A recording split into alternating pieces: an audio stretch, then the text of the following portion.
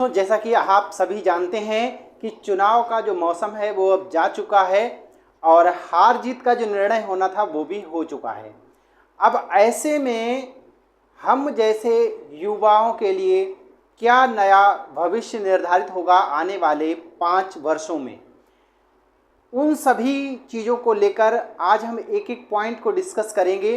तो ये कुछ पॉइंट्स हैं जिन पर कि हम डिस्कस करेंगे और साथ ही हम ये भी बताएंगे कि जो टीचर की वैकेंसी आने वाली है उनमें हम बीएड वालों का क्या होगा। कुछ ऐसे बीएड वाले हैं जिनका टीजीटी में सब्जेक्ट डिसाइड नहीं हो पा रहा है, तो वो क्या करें जिससे कि उनका सब्जेक्ट डिसाइड हो जाए या फिर उन्हें न्याय मिल जाए, और कहाँ से वो अपने क्वेश्चन को पूछ सकते हैं, किससे अपने क्वेश्चन को पूछ सकते हैं, इन सब चीज़ों को डिस्कस करेंगे। तो एक एक पॉइंट को हम लोग डिस्कस करते हैं। सबसे पहले बात करें चुनाव परिणाम की।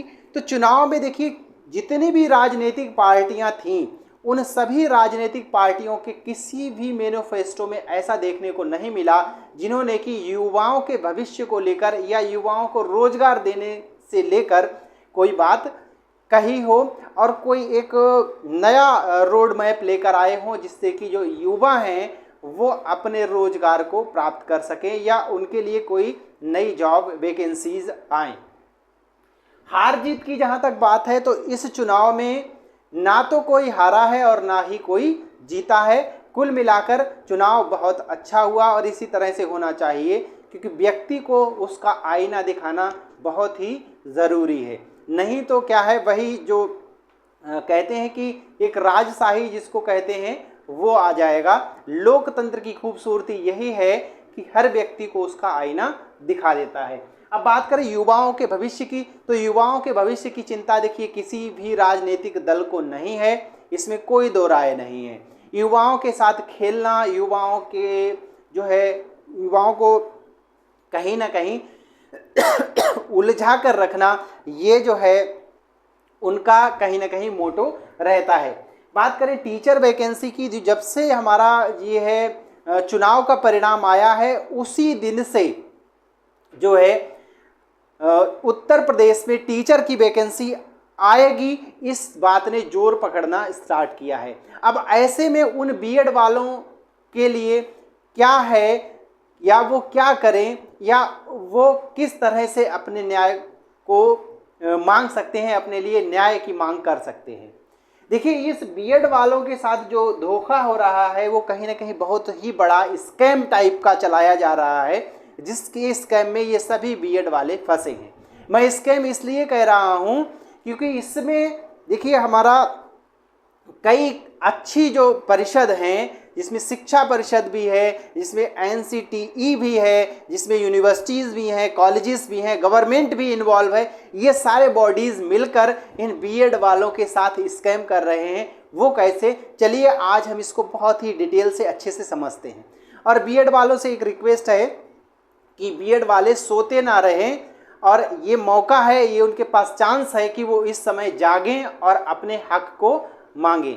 कुछ लोग इसमें बैठे हैं कि वो अपने हक को कहाँ से मांगें, कहाँ से पूछें, किससे पूछें, तो ये सब हम आपको बताएंगे और सही रास्ता बताएंगे जहाँ से आप अपनी बात को रख सकते हैं, अपनी बात को पूछ सकते हैं।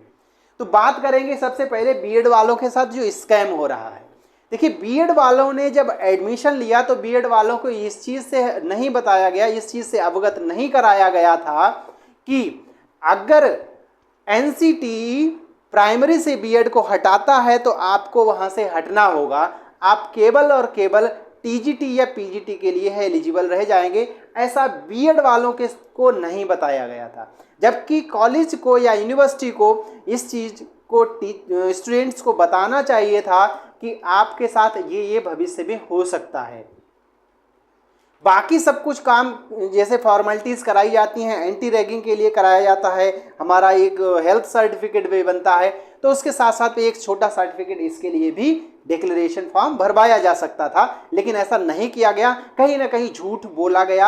अब ये झूठ यूनिवर्सिटी ने बोला, ये झूठ कॉलेज ने बोला, ये झूठ एनसीटीई ने बुलवाया या फिर बोलने के लिए कहा गया, इसके बारे में इसको निर्धारित कौन करेगा, ये जो है बड़े सोचने की बात है। दूसरी चीज़ अगर हम बात करें, देखिए बहुत ही डिटेल से समझने की और ध्यान से समझने की चीज़ है कि जो बीएड बच्चों ने किया है, जिन बच्चों ने, उसमें दो टाइप के बच्चे हैं बीएड करने वाले में। एक तो ग्रेजुएशन में जो प्रोफेशनल डिग्री लेकर आए, लाइक बीबीए लेकर आए, ठीक है, या बीसीए लेकर आए, ठीक है, ये प्रोफेशनल डिग्री लेकर आए। दूसरे बीएड वाले वो हैं जो बीए या बीएससी या बीकॉम टाइप की कुछ डिग्री लेकर आए, जिनमें कि एक पार्टिकुलर सब्जेक्ट रहता है, ठीक है। तो बात अगर हम करें पार्टिकुलर सब्जेक्ट वालों की, तो इनके पास तो पार्टिकुलर सब्जेक्ट है, ये टीजीटी के लिए एलिजिबल है, नो डाउट। तो इनकी इस बात खत्म हो जाती है, क्योंकि इन्होंने अपना एक टीचिंग सब्जेक्ट को चुना और टीचिंग की, तो इनकी बात यहाँ पर खत्म हो जाती है। बात यहाँ पर स्टार्ट होती है बीबीए और बीसीए वालों के लिए। ये प्रोफेशनल डिग्रीज हैं, इसलिए इनके पास कोई पार्टिकुलर सब्जेक्ट नहीं था, और पार्टिकुलर सब्जेक्ट नहीं था तो इसका निर्धारण कहीं ना कहीं कॉलेज, यूनिवर्सिटी या एनसीटीई को करना चाहिए था, क्योंकि इस बात को भली भांति जानते थे, कॉलेज भी जानता था, यूनिवर्सिटी भी जानता था और एनसीटीई भी जानता था कि ये भी बीएड कर रहे हैं, या तो इनको बीएड आप अलाउ ना करते, ठीक है। कुछ लोगों के मन में ये सवाल आ रहा होगा कि आप बीबीए करने के बाद बीएड करने क्यों आए, और बेसिकली वो सोच रहे होंगे जो बीटीसी वाले हैं, ठीक है। तो मैं उनसे ये कहना चाहता हूं कि तुम लोग जो हो बीटीसी वाले, तुम लोग कहते हैं कि जो कायर होता है वो कभी योद्धा के सामने खड़ा नहीं होता है, वो कोई ना कोई बहाना ढूंढता है उस योद्धा को पराजित करने का, धोखे से मारने का, तो वो आप लोगों ने कर दिया है, ठीक है। इसमें आपकी गलती हो या सुप्रीम कोर्ट की गलती हो या एनसीटीई की गलती हो, वो किसी की भी गलती हो, बहरहाल जीत आपकी हुई है और आपको मैं कायर कहने से पीछे नहीं हटूंगा, ठीक है।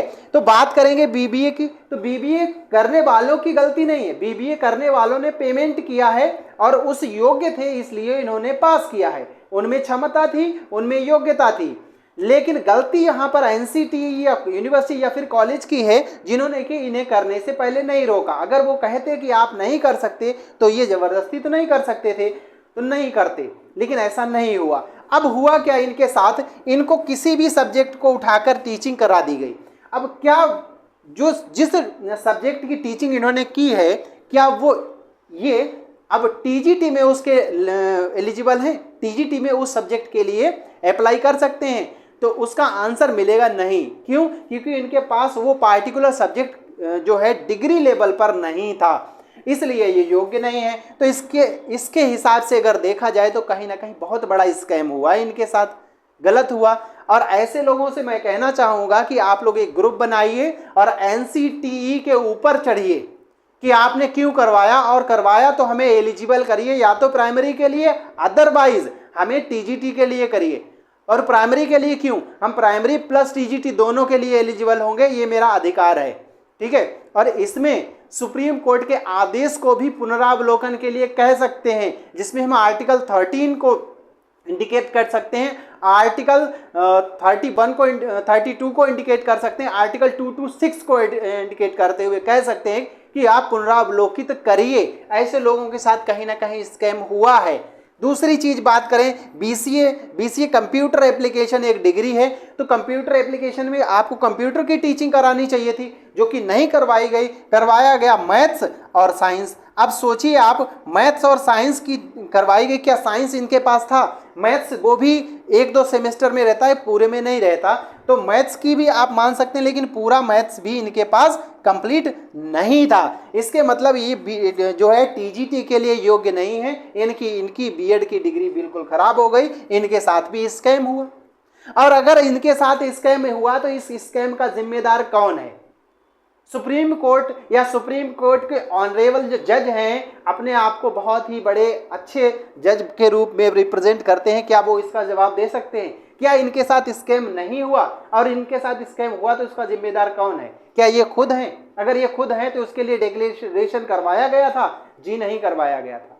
नहीं करवाया गया तो कहीं ना कहीं या तो यूनिवर्सिटी इसके लिए जिम्मेदार है, एनसीटीई जिम्मेदार है, कॉलेज जिम्मेदार है, या फिर पूरे गवर्नमेंट जिम्मेदार है। और इनमें से अगर कोई भी जिम्मेदार है या कई बॉडीज जिम्मेदार हैं, तो मिलकर इन सभी का बोझ उठाना पड़ेगा। इनको एज अ टीचर जो है मानना पड़ेगा, और इनको वो पूरा वेतन आजीवन देना पड़ेगा जो एक टीचर को दिया जाता है। उसके लिए इनसे बाकायदा इनका टेस्ट लिया जाए और टेस्ट लेने में अगर ये टीजीटी के लिए एलिजिबल होते हैं तो टीजीटी का इनको बेस सैलरी देनी चाहिए, अगर ये प्राइमरी के लिए होते हैं तो प्राइमरी की सैलरी देनी चाहिए, और अगर ये अपर प्राइमरी के लिए होते हैं तो अपर प्राइमरी की इनको सैलरी देनी चाहिए।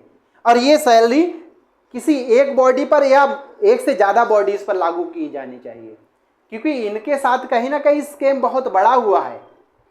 तो इसको सुनने वाला कोई नहीं है, और मैं बेसिकली ऐसे ही लोगों से कहूँगा कि इस वीडियो को वहाँ तक भेजिए जो भी लोग इस टाइप से के स्कैम में फंसे हैं उनके पास तक जरूर सेंड करिए, और सभी लोग मिलकर एक ग्रुप बनाएंगे और मैं आपके साथ चलूँगा। ठीक है, आपको आरटीआई डालनी है एनसीटीई के पास। आप लोगों ने कई जगह आरटीआई डाली होंगी, आप लोगों के जवाब नहीं मिले होंगे, या जवाब मिले तो कोई सुटेबल नहीं मिला होगा।